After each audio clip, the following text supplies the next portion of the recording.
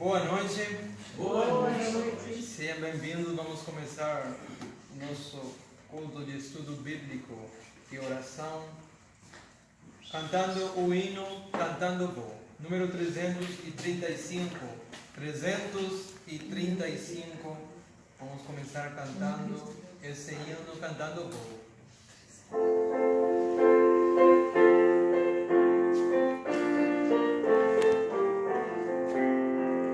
Meu coração a Cristo dei, banido em todo mal. Ao pela cruz eu me prostrei, pois Ele me amou real. Em meu viver cantando vou, glória ao Senhor, glória ao Senhor. Em meu viver cantando vou, pois Cristo meu fardo levou.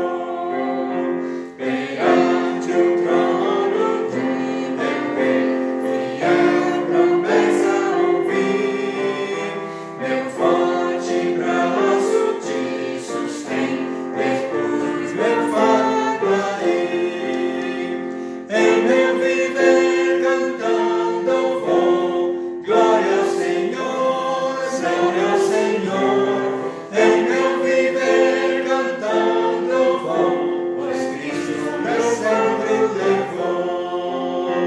Pra sempre então eu viverei com Cristo meu Senhor. Louvores sempre cantarei por seu eterno amor.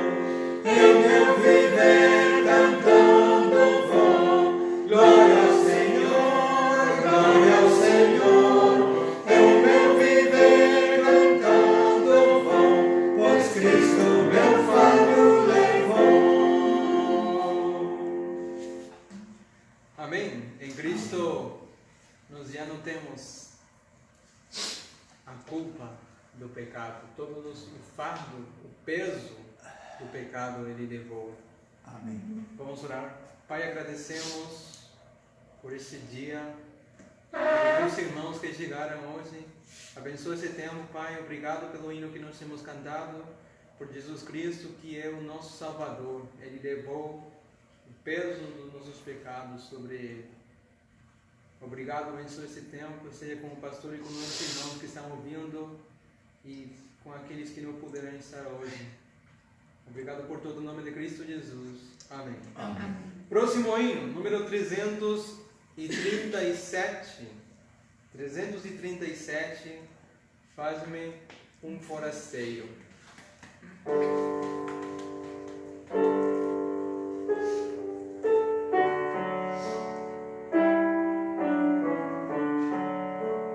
Faz-me forasteiro aqui, meu mestre, forasteiro, igual a ti. Faz-me almejar os tesouros celestes, e não terrestres, visa aqui. Guia-me sempre no teu caminho, rumo ao céu e sem desviar. Faz-me forasteiro aqui, meu mestre, até que eu veja meu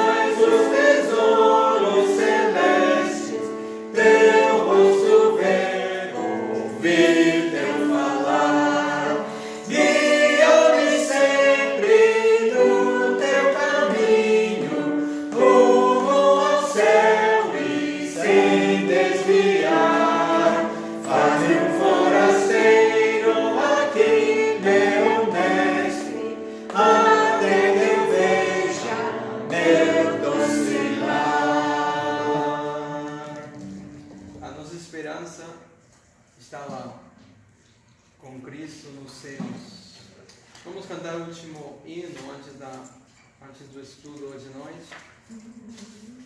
Regozija em Deus, número 326. 326, regozija em Deus. 3, 2, 1.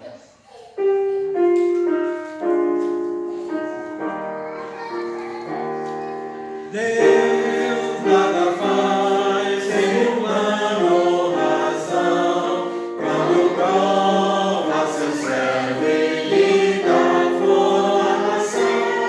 Dá graças a Deus quando o teste se faz, em trevas nos dá sua paz.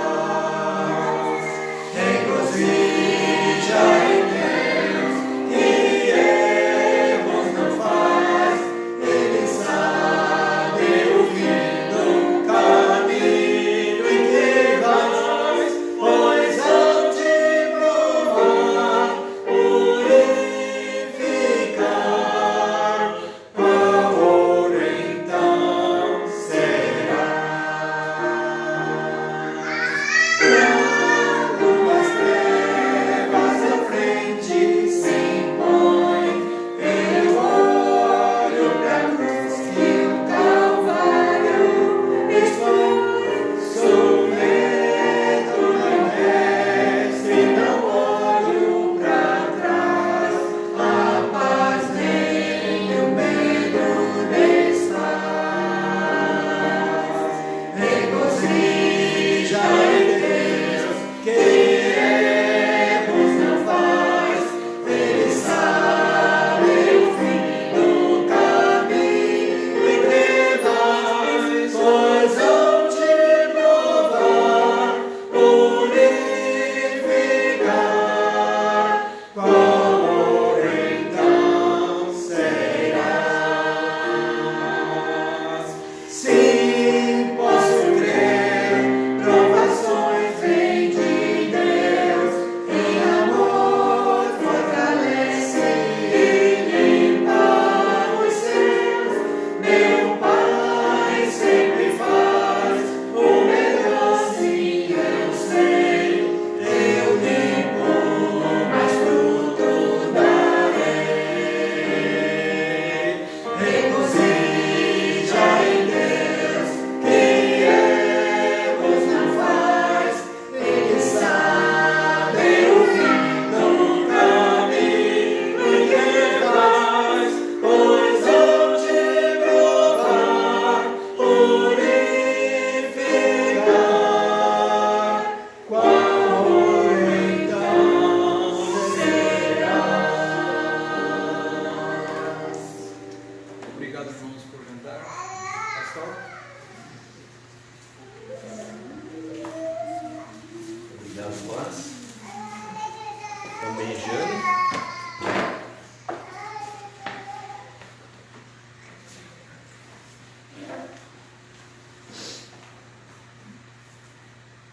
Vamos abrir nossas Bíblias para Filipenses.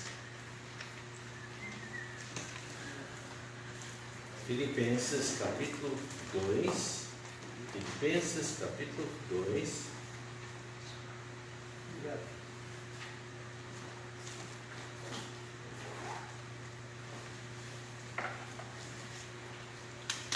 Capítulo 2 de Filipenses, aos Filipenses.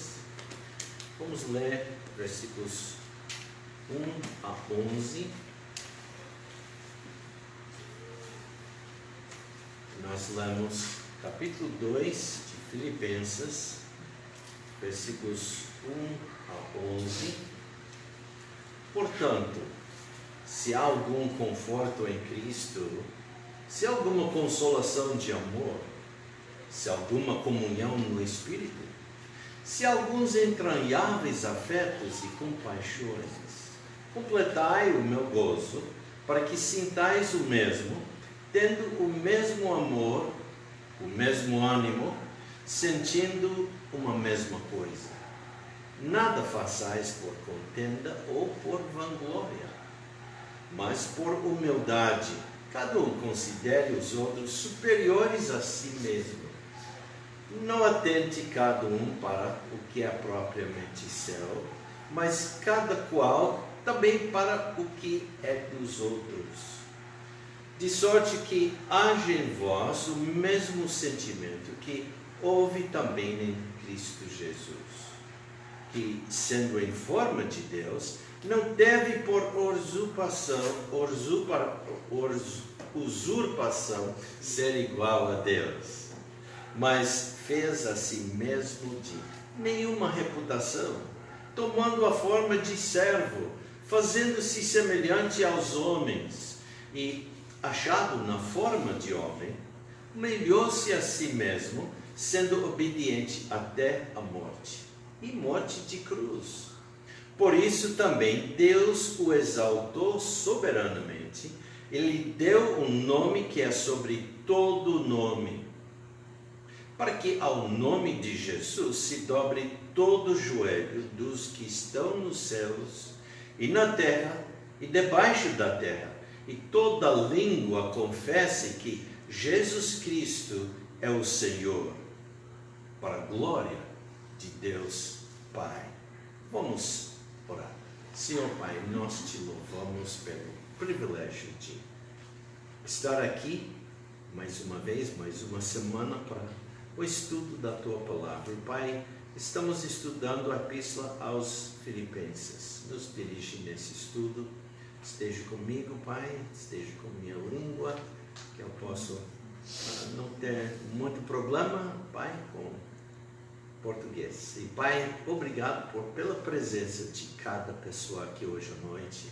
Lembramos também, Pai, nossos irmãos que estão em casa, alguns por causa de filhos, de familiares, estão trabalhando, talvez alguém está com um problema de saúde. Pai, pedimos que abençoe cada um. E que semana que vem, podemos ver essas outras pessoas. No nome de Cristo Jesus, nós te louvamos. Amém. Semana passada, iniciamos com um quadrinho de Peanuts, está na mesa lá atrás hoje à noite. E o que o menino Linus, ou Linus, foi citado várias vezes no decorrer dos anos. Eu amo a humanidade. São pessoas que não suportam. Isso do Peanuts, do Charlie Brown, do Snoopy, né? Todo mundo conhece o Snoopy, né?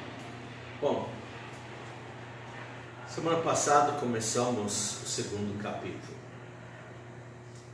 E visto que os crentes em Filipos estão em Cristo, como nós somos em Cristo, tendo aceitado Cristo como o nosso único, suficiente Salvador, isso deve encorajar-nos a trabalhar pela unidade, pelo amor, não pela divisão e de rivalidades.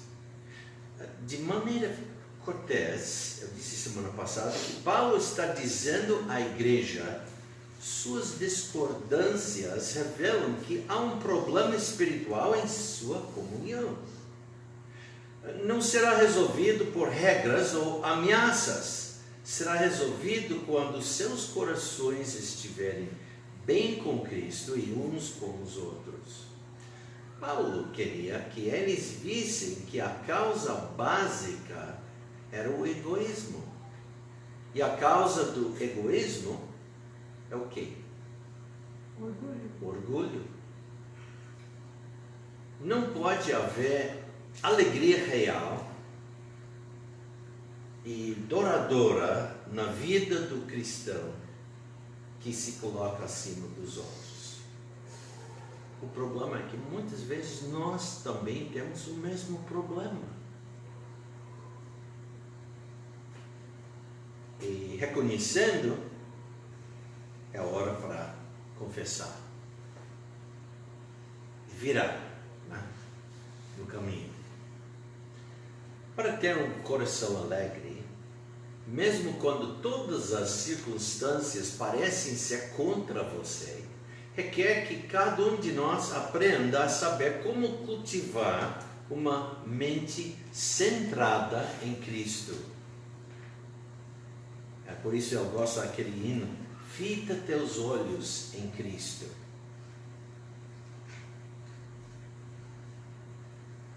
A maior prioridade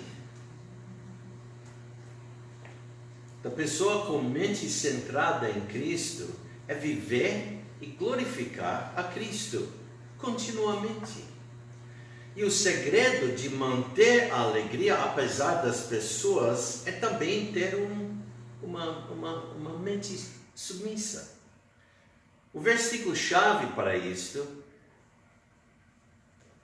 encontramos em versículo 3, que diz: nada façais por contendas ou por vanglória, mas por humildade, cada um considere os outros superiores a si mesmo.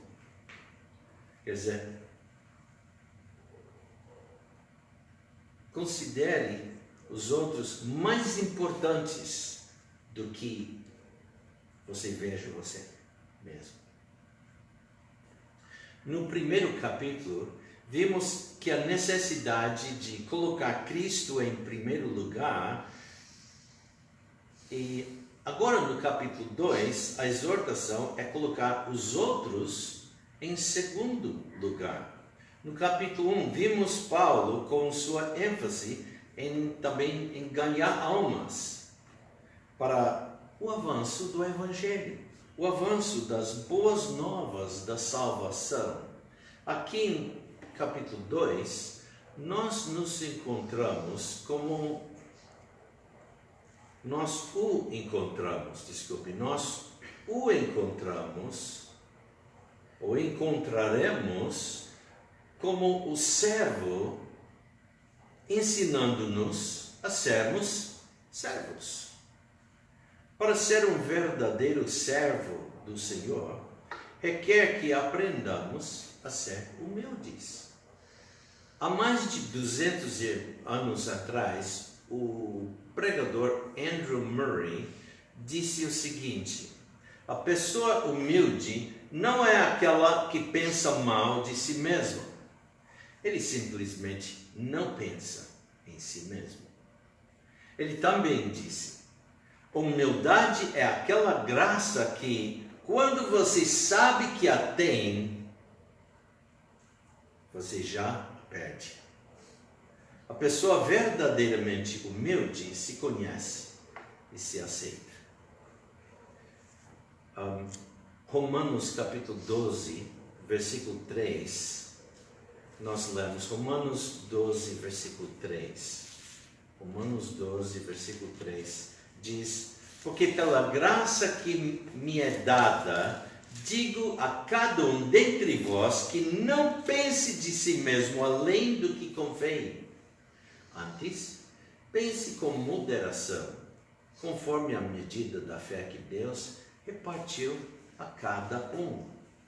Quer dizer que Deus tem repartido uma medida da fé para cada um. Paulo nos oferece aqui em capítulo 2 4 exemplos de pessoas com uma mente submissa. E foi aqui onde nós paramos semana passada. Em versículos 1 a 11, ele apresenta o próprio Senhor Jesus Cristo. Em versículos 12 a 18, ele usa o próprio exemplo de si mesmo, Paulo. Em versículos 19 e 24, ele refere a Timóteo. E em versículos 25 a 30, ele fala de Epafrodito. Então, vamos ver aqui em versículos 1 a 11, que Paulo começa propriamente com o maior exemplo, o grande exemplo, o Senhor Jesus Cristo. Pois ele é o único exemplo perfeito. Ele mostra como Jesus Cristo ilustra as 4 características de uma pessoa com a mente submissa. Em primeiro lugar, Cristo pensa nos outros, não em si mesmo. Vamos ler novamente versículos 5 a 6. De sorte que haja em vós o mesmo sentimento que houve também em Cristo Jesus, que, sendo em forma de Deus, não teve por usurpação ser igual a Deus. A palavra sentimento, o sentimento de Cristo, significa a atitude que Cristo exibiu. Haja em vós o mesmo sentimento que houve em Cristo Jesus. A palavra grega é phreneo. Para ter compreensão, é o sentido, ter a aptidão para sentir, a disposição para se comover de tal maneira de adaptar sua mente a ter a mesma opinião e atitude que Cristo teve sobre as coisas e a vida. Afinal, a perspectiva determina o resultado.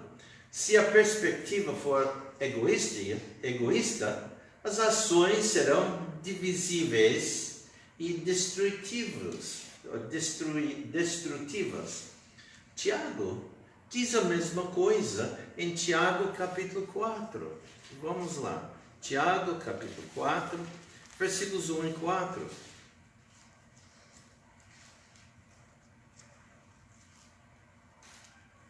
Nós lemos: de onde vêm as guerras e pelejas entre vós?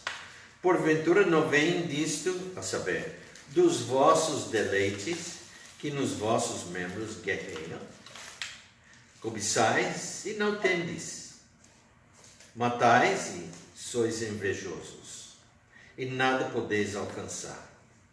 Combateis e guerreais e nada tendes, porque não pedis. Pedis e não recebeis, porque pedis mal, para os gastardes em vossos deleites. Adúlteros e adúlteras, não sabeis vós que a amizade do mundo é inimizade contra Deus? Portanto, qualquer que quiser ser amigo do mundo, constitui-se inimigo de Deus. Tiago aqui está falando para quem? Para crentes. Ele está nos advertindo que nossa atitude pode ser uma atitude que se torna inimiga de Deus. Voltando para capítulo 2 de Filipenses, pensando de Cristo, versículo 6 nós lemos acerca de Cristo, que sendo em forma de Deus, não deve por usurpação ser igual a Deus. Os versículos que acabamos de ler podem nos transportar de volta, para assim dizer, a eternidade passada, a forma de Deus, que sendo em forma de Deus no passado, não teve por usurpação ser igual a Deus.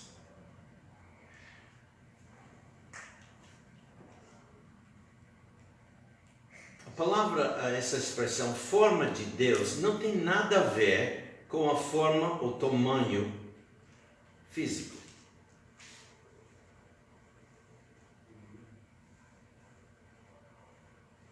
Deus é espírito.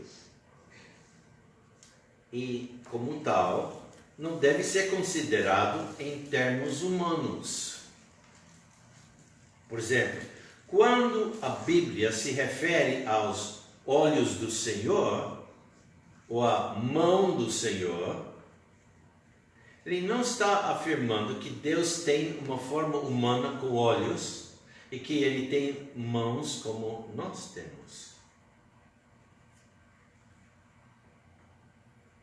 Em vez disso, está usando termos humanos que nós entendemos para descrever atributos divinos, atributos que nós não temos.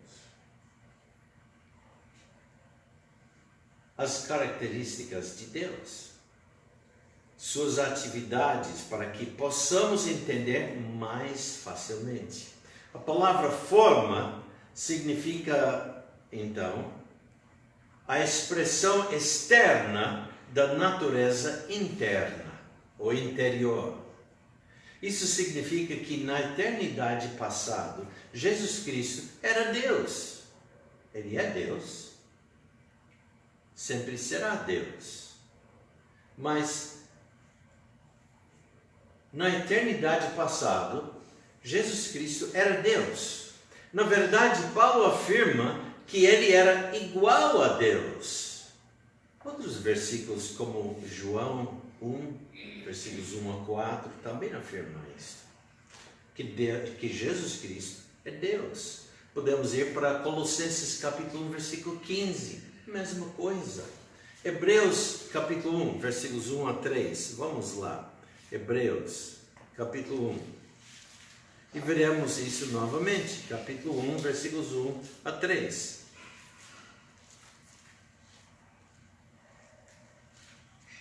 Jesus Cristo é Deus.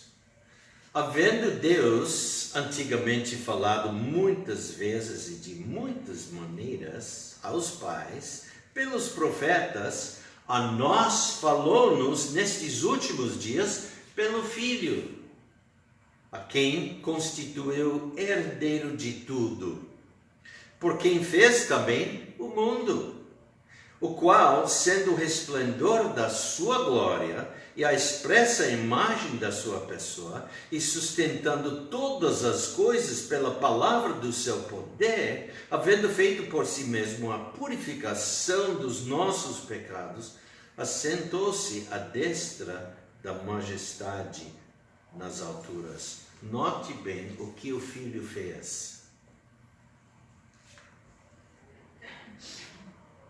A purificação dos nossos pecados. Como Pai, Deus não podia fazer isto.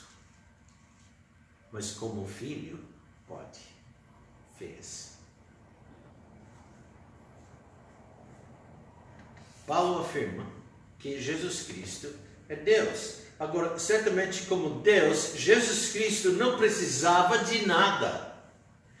Ele teve toda a glória e o louvor do céu, com o Pai e com o Espírito Santo.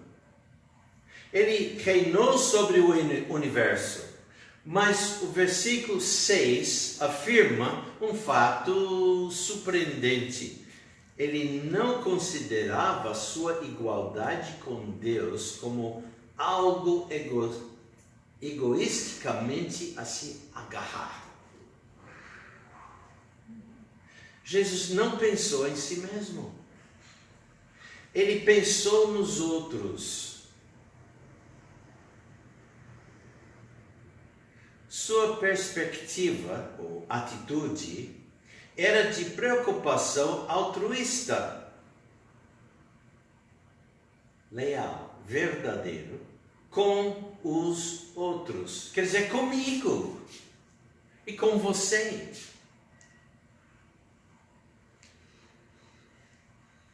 E então, por que está lá em versículo 3 de 1º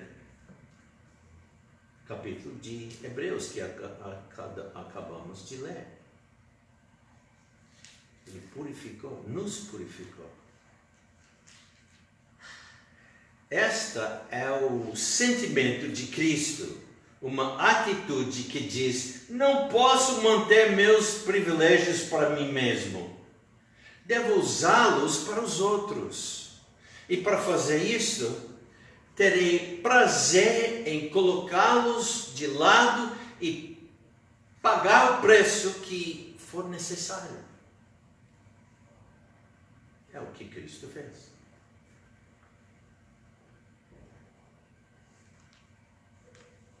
Vale a pena contrastar a atitude de Cristo com a de Lúcifer. Em Isaías capítulo 14. Vamos lá. Isaías capítulo 14. Isaías capítulo 14.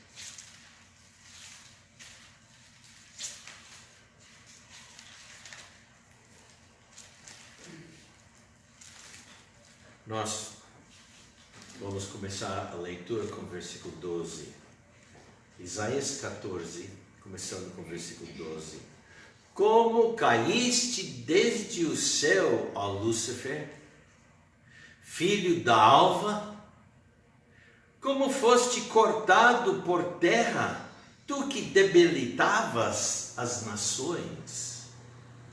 E tu dizias no teu coração: eu subirei ao céu, acima das estrelas de Deus exaltarei o meu trono, e no monte da congregação me assentarei aos lados do norte. Subirei sobre as alturas das nuvens, e serei semelhante ao Altíssimo. E contudo levado serás ao inferno, ao mais profundo do abismo.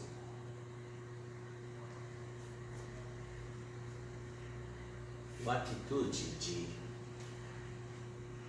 Lúcifer, quer dizer, do diabo, Satanás. Podemos também ir para o primeiro livro na Bíblia, Gênesis, capítulo 3, e podemos ver isto de novo, capítulo 3 de Gênesis.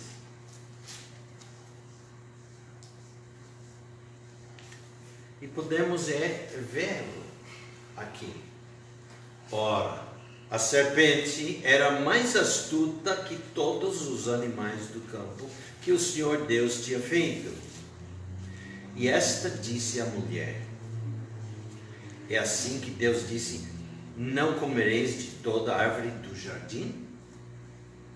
E disse a mulher à serpente: do fruto das árvores do jardim comeremos, mas do fruto da árvore que está no meio do jardim, Deus disse: não comereis dele, nem nele tocareis, para que não morrais. Então a serpente disse à mulher: certamente não morrereis, porque Deus sabe que no dia em que dele comerdes, se abrirão os vossos olhos, e sereis como Deus, sabendo o bem e o mal. E viu a mulher que aquela árvore era boa para se comer, e agradável aos olhos, e árvore desejável para dar entendimento. Tomou do seu fruto e comeu, e deu também a seu marido, e a ele comeu com ela. Então foram abertos os olhos de ambos, e conheceram que estavam nus, e cozeram folhas de figueira, e fizeram para si aventais.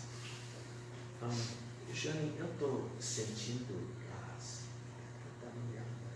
Vê se alguma coisa está.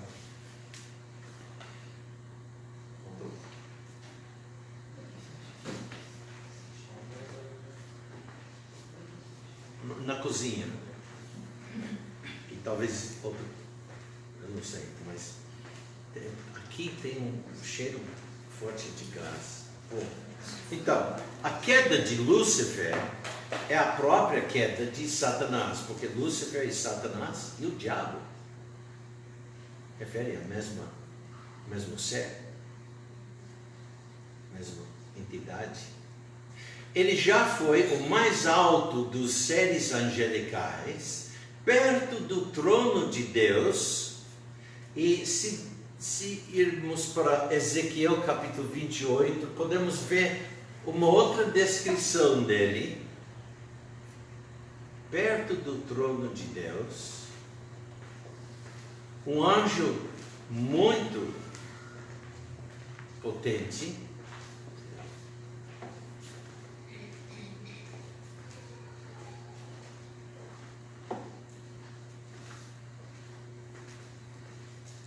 Mas mesmo que estava perto do trono, ele desejava estar no trono de Deus. Em outras palavras, aqui em Isaías, capítulo 14, Lúcifer disse, eu vou... Ele disse isso 5 vezes. Eu. Deixa eu ver. Eu fechei já. De novo. Isaías 14. Ele disse, eu subirei, eu exaltarei o meu trono. Eu me assentarei aos lados do norte.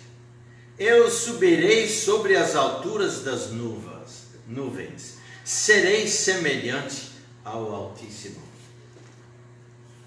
5 determinações que ele fez.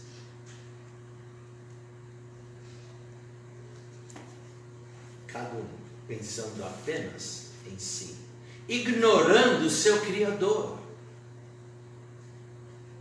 que logicamente o amava.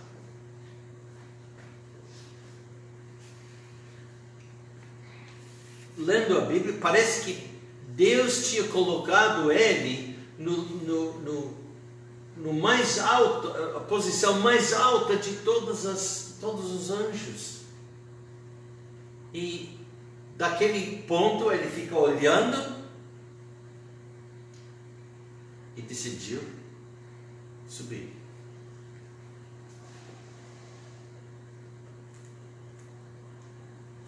Lúcifer não estava satisfeito em ser uma criatura, ele queria tomar o lugar de Deus, como se fosse o Criador.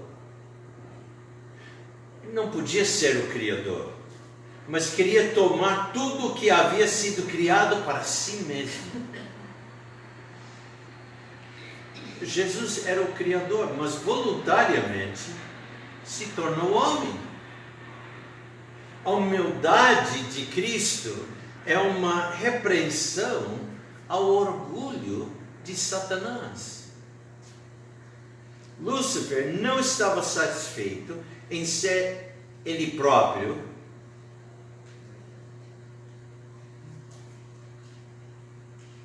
e o único rebelde. Ele invadiu o jardim do Éden e tentou o homem a ser rebelde também. Adão tinha tudo de que precisava.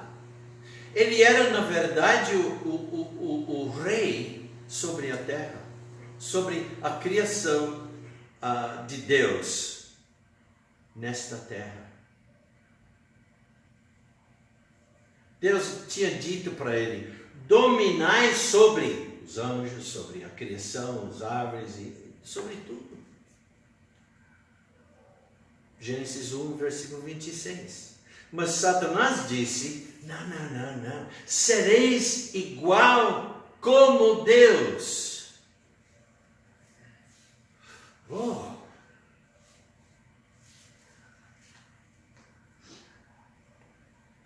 E o homem se agarrou deliberadamente a algo que estava além do seu alcance.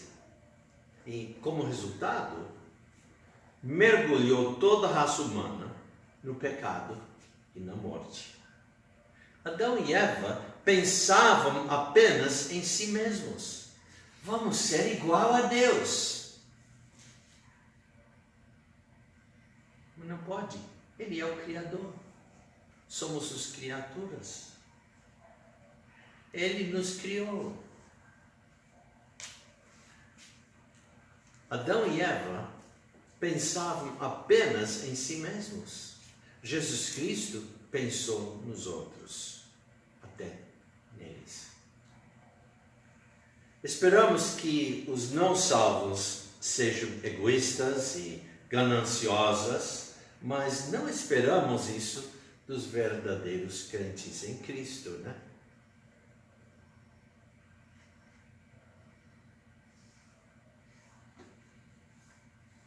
Os crentes em Cristo que experimentaram o amor de Cristo e a comunhão do Espírito. Mas somos pecadores. Versículos 1 e 2, novamente, Filipenses capítulo 2. Portanto, se há algum conforto em Cristo, se há alguma consolação de amor, se há alguma comunhão no Espírito, se há alguns entranháveis afetos e compaixões, completai o meu gozo para que sintais o mesmo, tendo o mesmo amor, o mesmo ânimo, sentindo uma mesma coisa. Versículos 1 e 2. Estas palavras já indicam que os filipenses tinham o mesmo problema de Adão e Eva. E observando eles, lendo, logo temos que admitir, nós temos também o mesmo problema. Demonstramos que somos capazes de errar como eles naquele tempo do apóstolo Paulo. Mais de 20 vezes no Novo Testamento, Deus nos instruiu como viver com uns aos outros. Devemos preferir uns aos outros. Romanos capítulo 12, versículo 10. Devemos exortar e edificar uns aos outros. 1 Tessalonicenses capítulo 5, versículo 11. E levar as cargas uns dos outros. Gálatas 6, versículo 2. Não devemos julgar uns aos outros. Romanos 14, versículo 13. Mas antes, admoestar uns aos outros. Romanos 15, 14.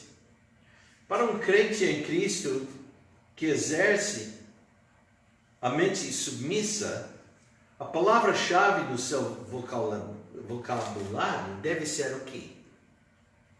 Outros.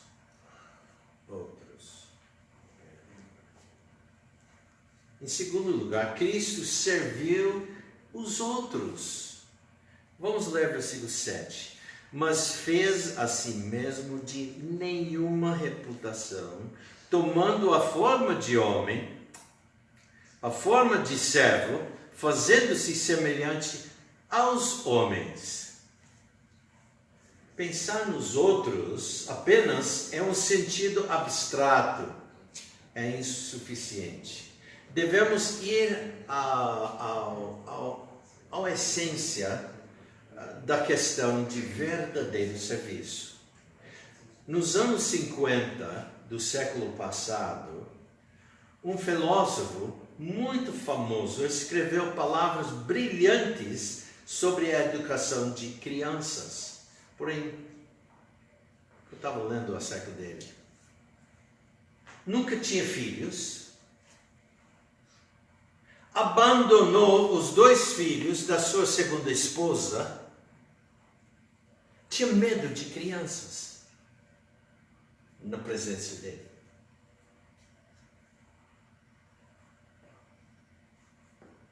Mas tinha toda a audácia de como ensinar e criar crianças.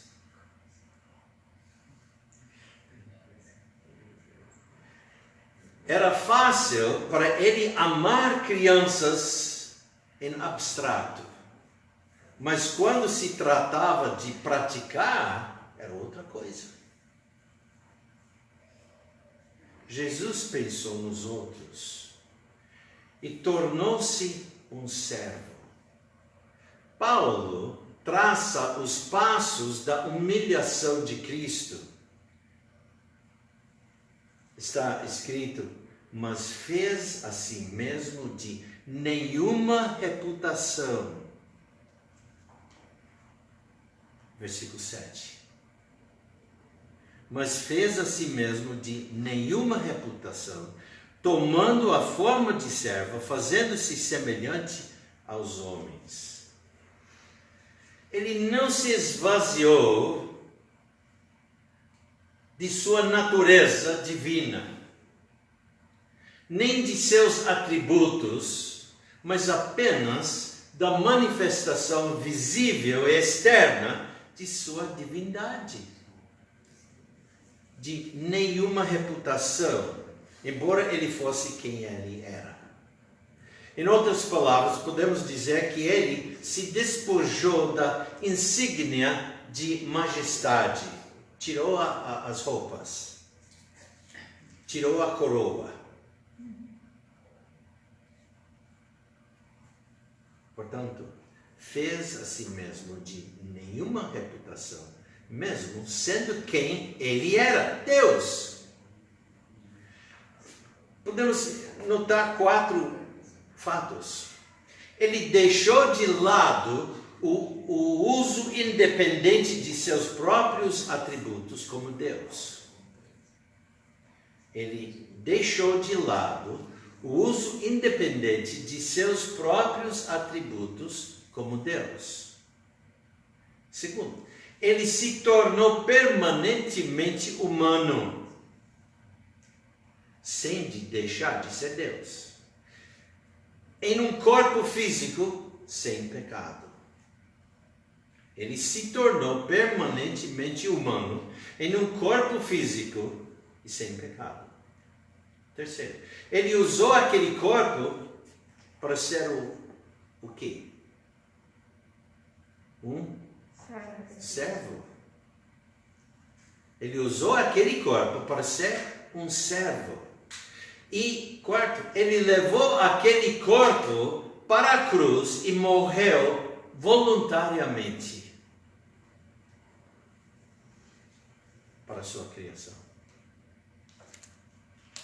Isto é uma verdadeira demonstração da graça de Deus. Ele veio do céu à terra, da glória à vergonha, do mestre ao servo, da vida à morte. E até a morte, e morte de cruz. No tempo do Velho Testamento, Cristo visitou a terra em umas ocasiões para cumprir uns ministérios especiais. Podemos ir para Gênesis 18, ver um caso em questão, podemos fazer uma lista de outros lugares, mas essas visitas eram visitas temporárias, como dizemos, pré-encarnado. Quando Cristo nasceu em Belém, ele entrou em uma união permanente com a humanidade, da qual não havia como escapar. Se tornou homem. Ainda é homem.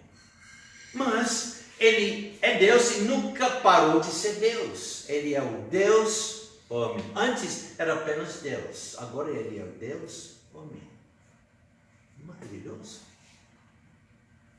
Ele se humilhou de bom grado para poder nos erguer.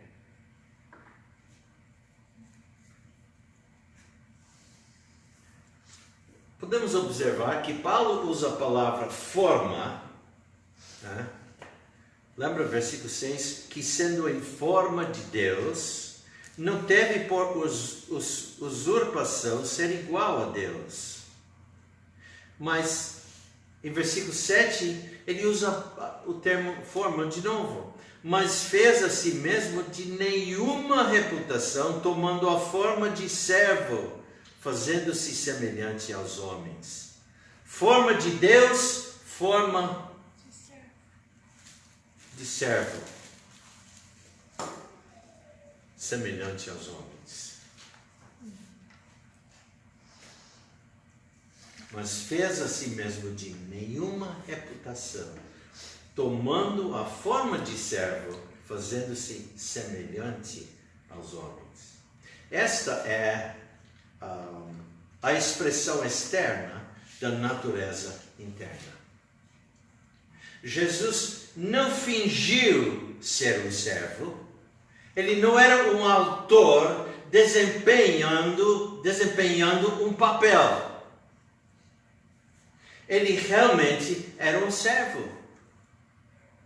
Esta foi a verdadeira expressão de sua natureza mais íntima.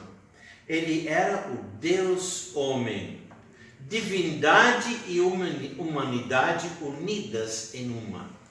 E ele chegou ao mundo tornando-se um servo.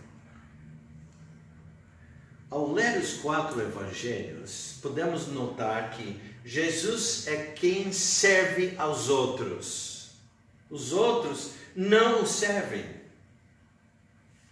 Ele está à disposição de todos os tipos de pessoas.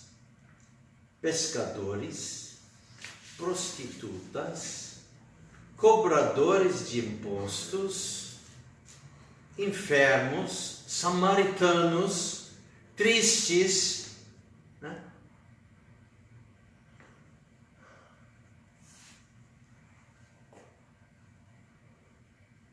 Mateus capítulo 20, versículo 28 diz: bem como o Filho do Homem não veio para ser servido, mas para servir e para dar a sua vida em resgate de muitos.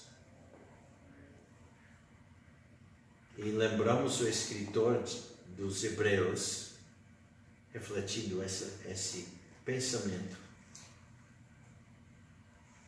em Hebreus capítulo 1. No cenáculo, quando seus discípulos aparentemente recusou de se humilhar, ou melhor, se ministrar, Jesus levantou-se, pôs de lado suas vestes externas, tomou a toalha previamente provida para o uso de um dos discípulos e lavou-lhes os pés. Lemos isso em João 13, versículo 4. Ele tomou o lugar de um servo humilde. Esta era a mente submissa em ação.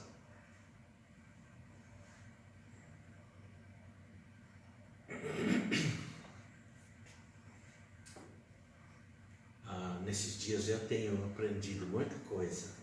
Durante a Guerra Civil Americana, o general George B. McClellan foi colocado no comando do grande exército americano do Potomac. Eu lembro de ter estudado e lido acerca desse general quando era jovem. E eu gostava de ler livros acerca da Revolução, da Guerra Civil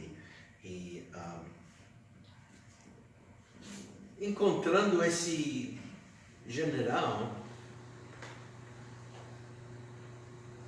eu fiquei muito satisfeito com ele.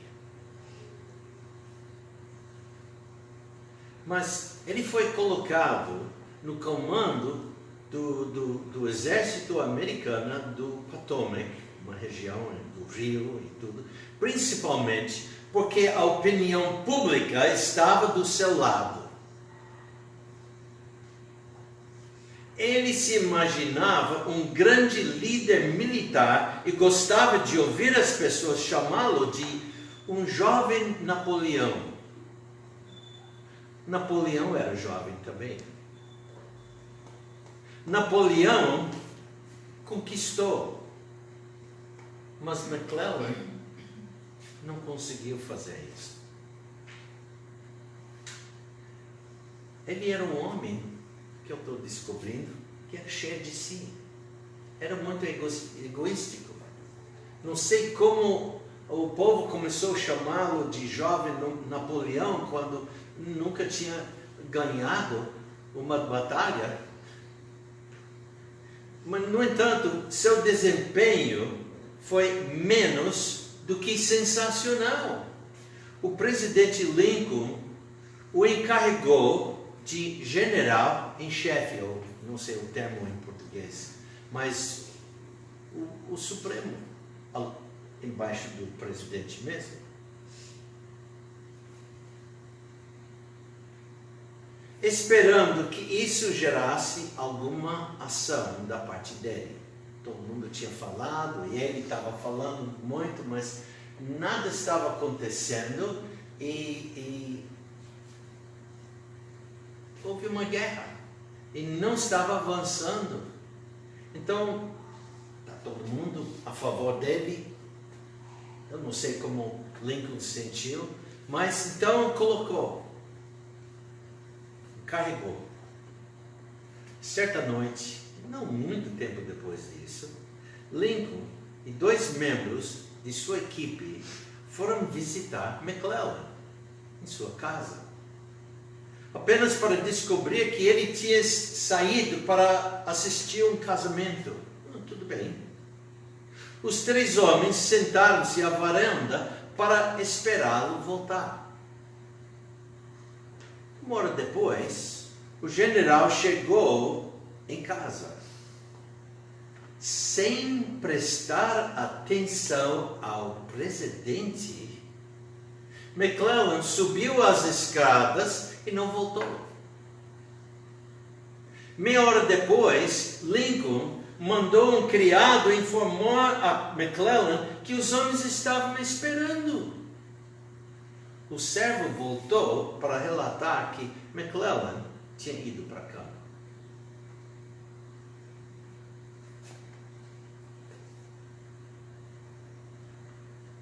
Não sei quanto tempo depois, mas foi deposto.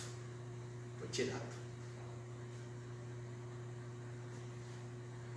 Com seus companheiros muito irados, Lincoln explodiu? Não. Ele simplesmente se levantou e pegou o caminho para casa. E disse: não é hora de fazer pontos de etiqueta e dignidade pessoal. Ele também disse: eu seguraria o cavalo de McClellan se ele apenas nos trouxesse sucesso. Essa atitude de humildade foi o que ajudou a tornar Lincoln um grande homem e um grande presidente. Ele não estava pensando em si mesmo, não estava pensando em si mesmo, ele estava pensando em servir aos outros. O serviço é a segunda marca de uma mente submissa. E eu estou vendo o horário. Vamos parar aqui, vamos continuar semana que vem, vendo os mais outros pontos acerca disso. Então vamos encerrar a conversa. Pai, nós te louvamos pelo privilégio de olhar ao nosso Senhor e ver como Ele veio para servir, se humilhou. Pai, que nós podemos usar melhor esse exemplo para também ser mais humildes. Pedimos isso, Pai, no nome de Cristo Jesus. Amém. Então termina aqui nossa parte virtual.